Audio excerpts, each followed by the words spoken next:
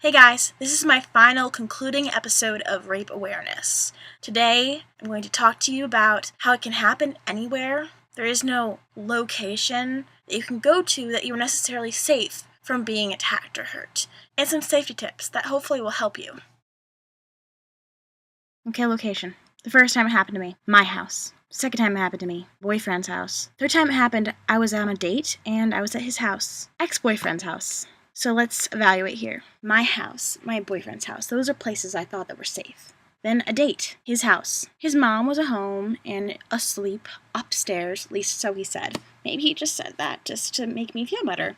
I don't know. Rule of thumb, don't go to a guy's house unless you're in a serious relationship with him or have gone out with him for a long time. A second day at someone's house is not really a good idea. In my ex-boyfriend's house, I practically lived with him for 3 months. And then he got really drunk one night on Christmas and decided, let's just do it. And he told me I looked like a deer in headlights, and I asked why. Why did he do that? And he said, because in that moment, what he wanted is what mattered, not what I wanted. So if it can happen anywhere, where am I safe? How do I protect myself? That's the question. Some safety tips. Go out in groups. Let someone know where you are, regardless. Carry pepper spray. Do not trust people you just met. Don't wear too short of skirts, and if you're wearing a short skirt, wear some spankies or shorts underneath it. Don't drink more than you can handle because you have no idea who will take advantage of you when you're drunk. You might not even remember it afterwards. Have a rape whistle. Just because they say they like you does not mean they actually like you. Take care of yourself before you worry about being hot or being liked. This has been such a long video because it is most definitely the hardest thing to talk about. Not only is it long because it's difficult for me to talk about, but it's also really long because there's a lot of important things that I need to let everyone know. However, since it's so long, I had to cut it up into 4 parts. Otherwise, it would have been like 20 minutes long. Never in a million years would I thought that I'd ever publicly talk about this. But I think there needs to be so much more awareness than there actually is. And since no longer am I being held down by my past, I figure why not help other people be aware of what's going on, know some safety stuff, know some good websites and places to turn to after something like this has happened to you, and to know that there still is hope, because I'm actually pretty great now. I'm going to school and pursuing a BFA in musical theater. I have met the most wonderful person who I plan to spend the rest of my life with, and all in all, I'm pretty happy. And back then, I think it would be nice to see that there is hope, and that there are people who have gone through this who have overcome it, and have not let what happened to them define who they are. Because I am me. I am Sarah Melton. I am not Sarah Melton, rape victim.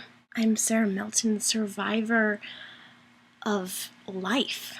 All victims can be that. It took me time, acceptance in what happened and in myself, talking about it to people, not keeping it a secret, letting it out and letting it go.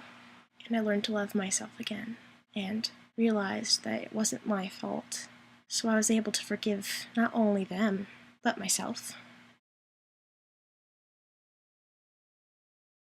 Thank you so much for taking your time to watch this, and I hope that it helped you, or could help you help somebody else. And if you only have seen this one, keep in mind there are 3 parts ahead of this that tell my story, that tell online places that you can go to for refuge to get help and advice. Telling my story, that was incredibly hard. If you saw the videos, you will see there's little red patches all over my face and right here on my neck because my rosacea flares up when I get anxious or upset. And yes, it was really hard to talk about, but it wasn't just hard, it was thrilling. I was thrilled for myself that I was able to do that. And clicking that publish button every time, it was just like, okay, this is going out in public now. I'm sharing this with the world. I know some people can judge me, and they can go ahead and judge me. That's not going to wipe the smile off my face. I am so proud of myself for how far that I have come. If you ever need someone to talk to about this, go ahead and comment below and comment with an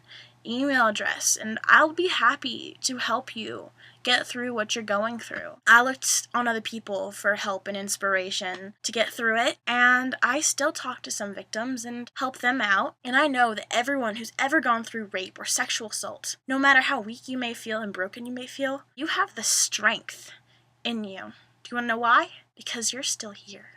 If you didn't have the strength to keep going, you would be gone. You have it in there. You're a fighter. You are a fighter, a survivor, and you can make it. I believe in you. Thanks for watching. Bye.